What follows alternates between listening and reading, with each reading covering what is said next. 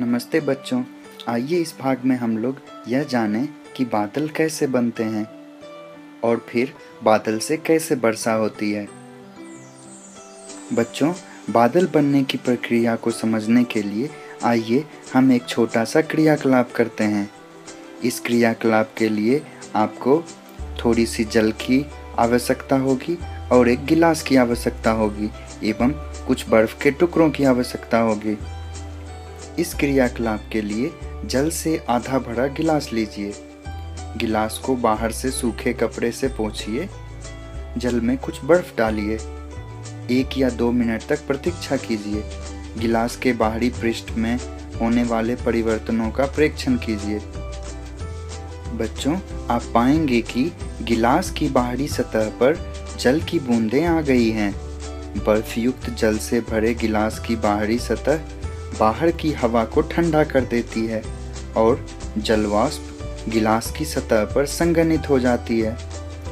आपने संघनन के बारे में तो अवश्य पढ़ा होगा। जल को पृथ्वी पर पुनः वापस लाने में संघनन प्रक्रम की एक महत्वपूर्ण भूमिका है। यह कैसे होता है, आइए हम इसके बारे में जानें। जैसे जैसे हम पृथ्वी के पृष्ठ से ऊपर जाते हैं, तापमान कम होता जाता है। जैसे जैसे वायु ऊपर उठती है वह ठंडी होती जाती है।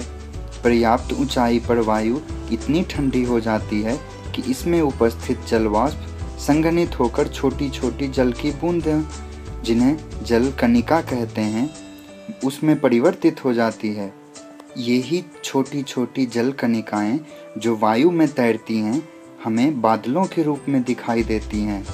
इस प्रकार बनी हुई बहुत सी जल कणिकाएं आपस में मिलकर एक बड़े आमाप की जल की बूंदें बनाती हैं। इनमें से कुछ जल की बूंदें इतनी भारी हो जाती हैं कि वे नीचे की ओर गिरने लगती हैं। इन गिरती हुई बूंदों को ही हम वर्षा कहते हैं।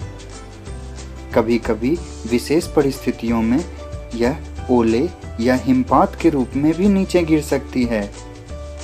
बच्चों, इस भाग में आपने जाना कि कैसे वाष्पन एवं संघनन के द्वारा बादल बनते हैं एवं बादलों से वर्षा होती है। मैं आशा करता हूँ कि यह भाग भी आपको बहुत पसंद आया होगा। आप अपने प्रश्न एवं सुझाव हमें ईमेल कर सकते हैं। तब तक के लिए धन्यवाद। फिर मिलेंगे अगली कड़ी में।